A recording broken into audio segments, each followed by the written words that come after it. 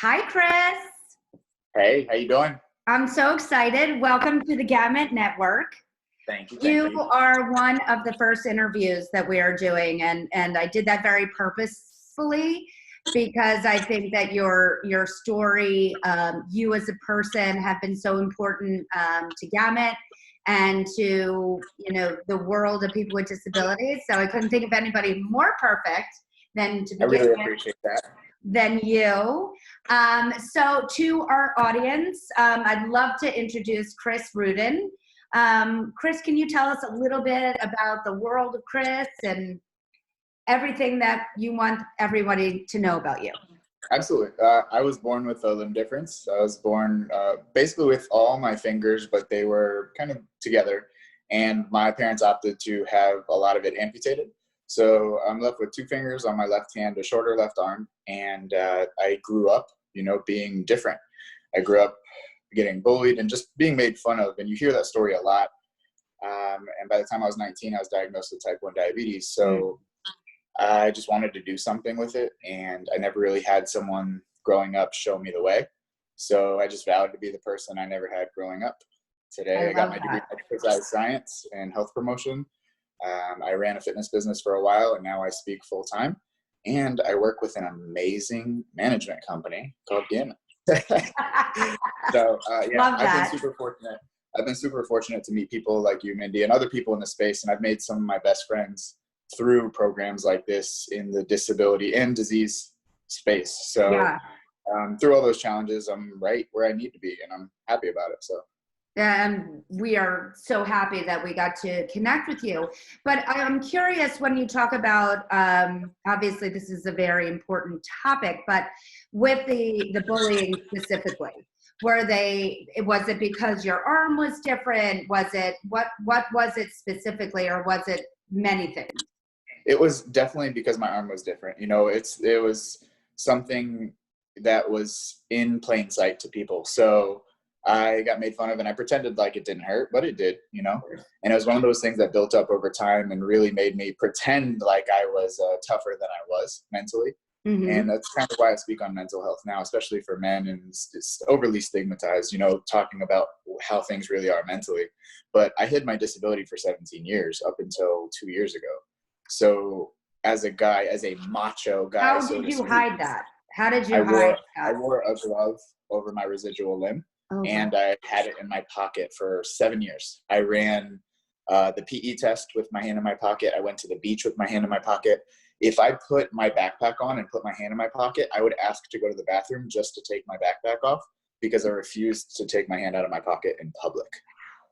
So I Chris. definitely, yeah, I went through that, and it's crazy to go from that to, winning powerlifting championships, being on a TV show with The Rock, and doing all this crazy stuff like advocacy. Now I have a cool prosthetic arm, but it's just so crazy to make that mental shift. And at first I thought I needed muscles because I needed to be attractive. I needed Yeah. muscles to be confident.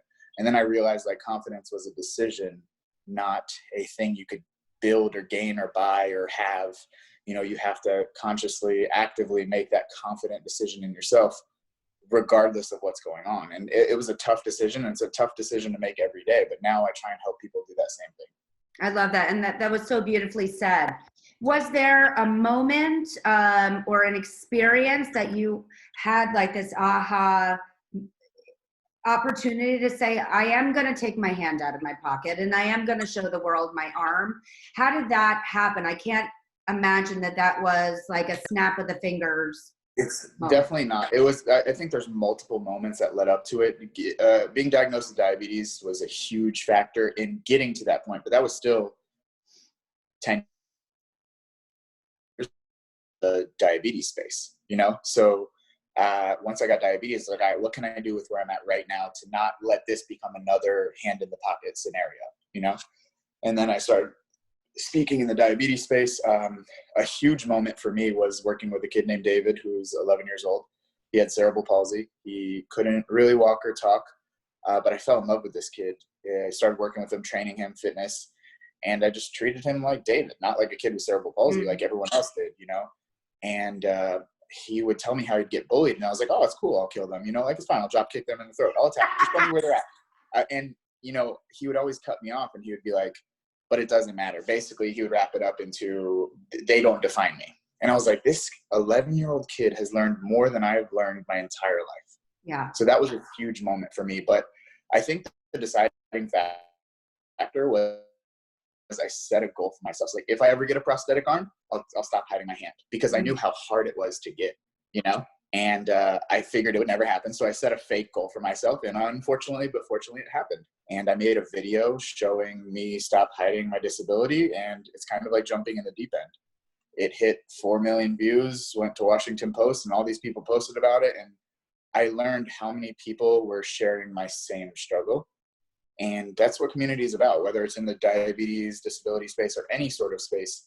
You realize you're never alone with the problems you face, you know? And unfortunately, a lot of people share the same problems, different scenario, different characters, but the same problems. So talking to people who understand, that was a huge moment for me.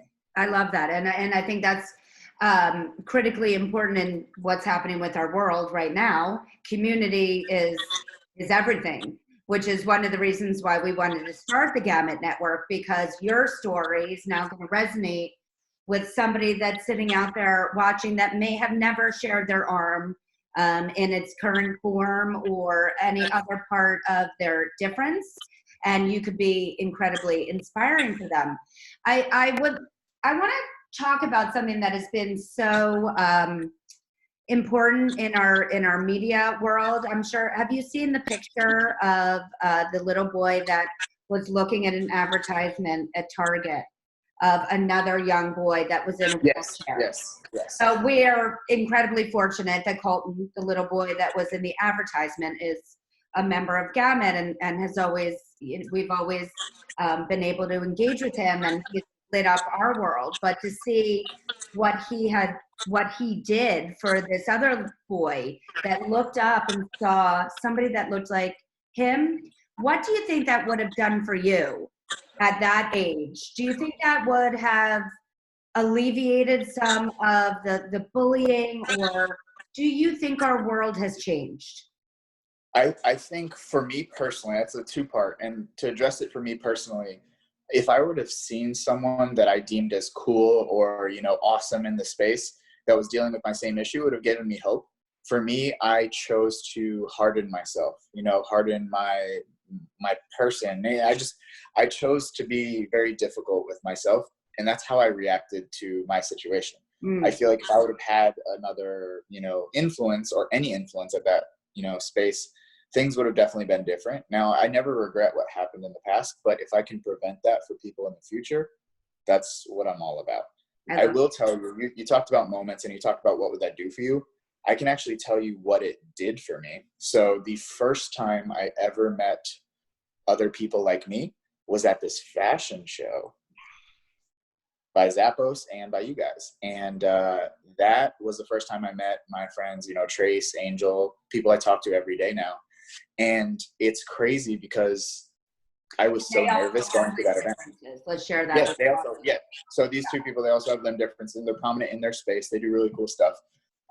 But I was so nervous to be around them because I knew how comfortable they were with themselves, and I still wasn't. I don't even think I've told them this, you know, and they're like my best friends. But they're going to hear it live. They're going to hear it now. They're gonna hear it now. But for real, like when I went to this event, I was like, I tried to pretend like I was cool with having my prosthetic off, and like mentally I wasn't the best. But by the time I left, I was like, man, that gave me so much more confidence to just be myself, to see other people in the space succeeding. So bringing it back to community, it's the same thing I do in the diabetes space.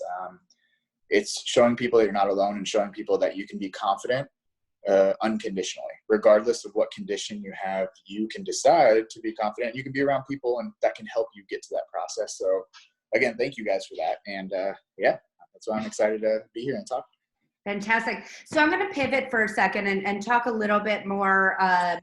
You know, you're a unicorn for many reasons, but in the sense that you have a disability and a disease, which is, you know, very interesting, completely separate issues. So I'm going to pivot a second to the diabetes side of Chris, because I think that's really important for what's happening now. I know for my son, Oliver, he has medication that is critically important for him on a daily basis. And what's going to happen if I can't get that medication?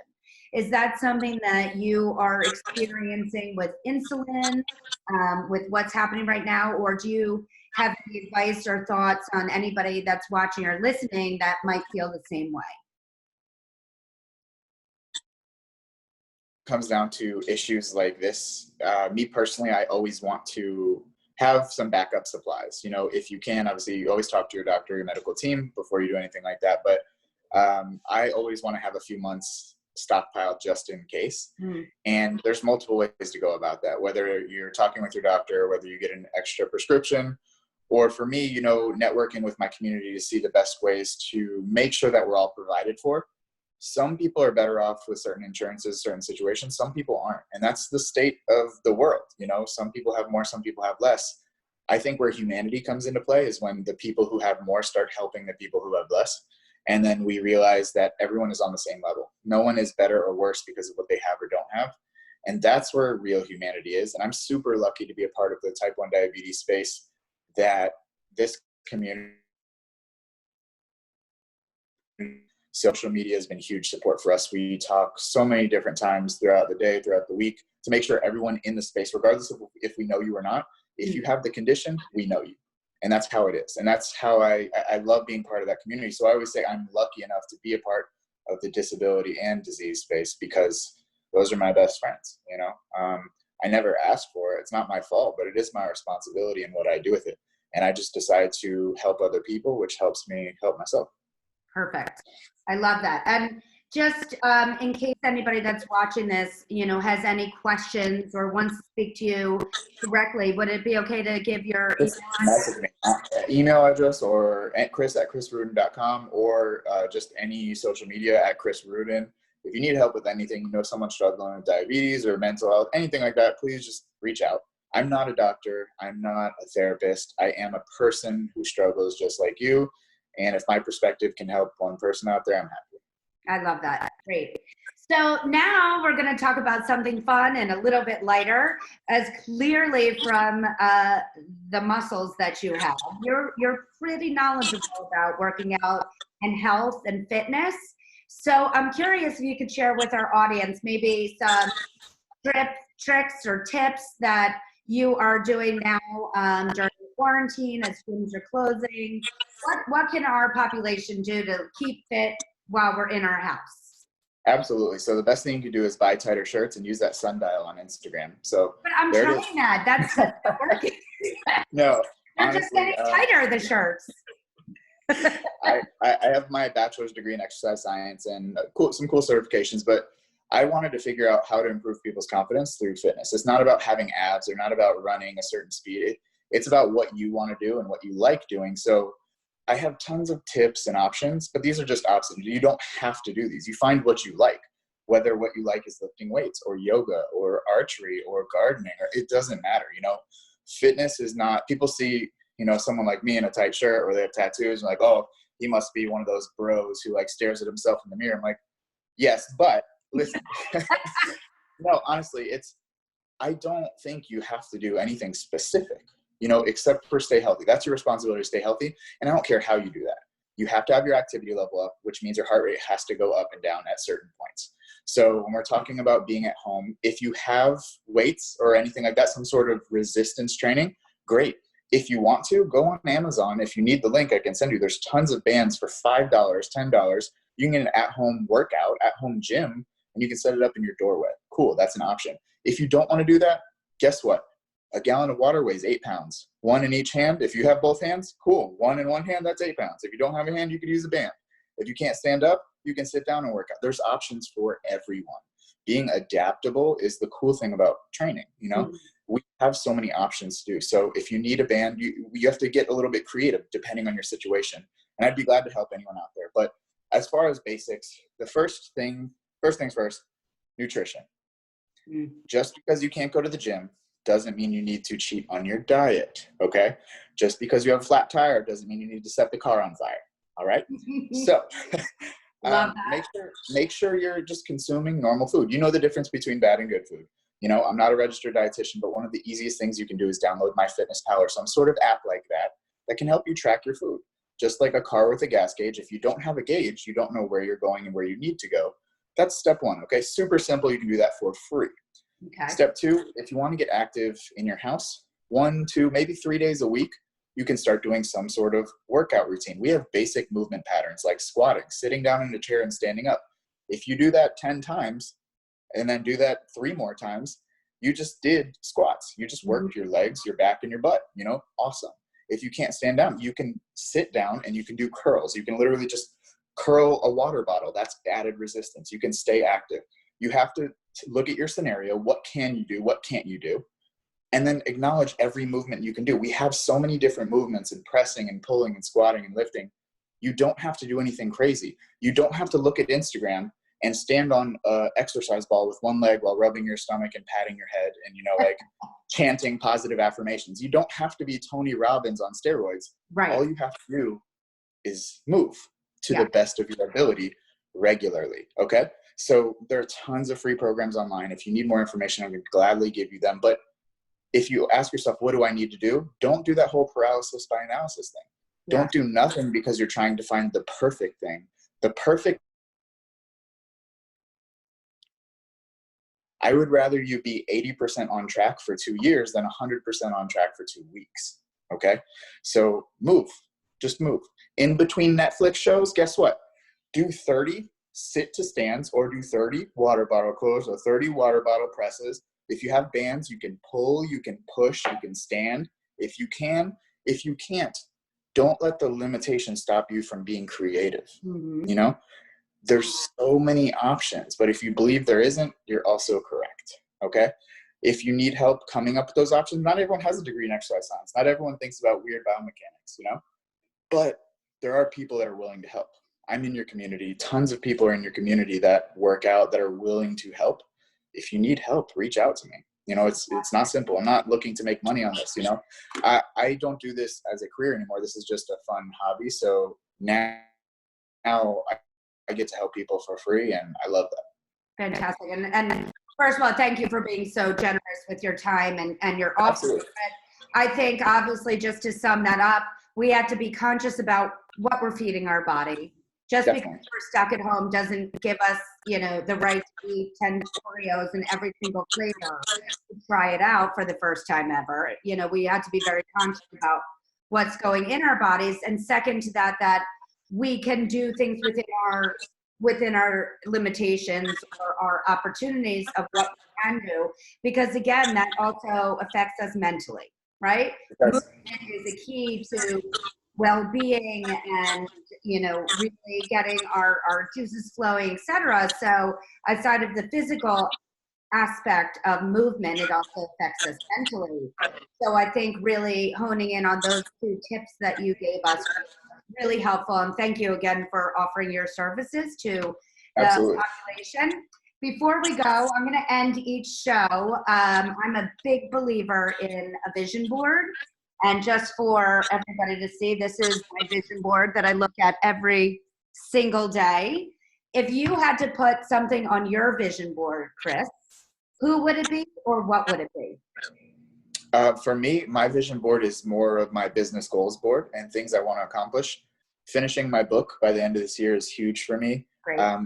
Being able to reach more people. And one of my biggest goals that I'm able to do now is teach people fitness, but also teach people the art of communication. And I started that this year. So I am holding to my vision board and I'm checking things off, and I can't wait to put new things on there. Amazing. Okay. And then just one last time, how can people get in touch with you? My name is Chris Ruden, Ruden. So any social media, Instagram is best. And if you need to email me privately, chris@chrisruden.com. I'll answer everyone's emails. If you need anything, don't hesitate. I'm here. Absolutely. Trust me, I'm definitely here now. Yes. And by the way, Chris is an unbelievable motivational speaker. So if anybody wants to have an amazing speaker, Chris is your man. So please reach out to either Gamut Management or Chris Ruden, and we will get you the best. So Chris, thank you so much for joining us. It's always great to talk to you. And the next time you see me, you're gonna be like, holy cow, Mindy, you really found it. There it is. Yes. That's great. I'm looking forward to it. All right. Thanks, Chris. Bye. Have a good day. too.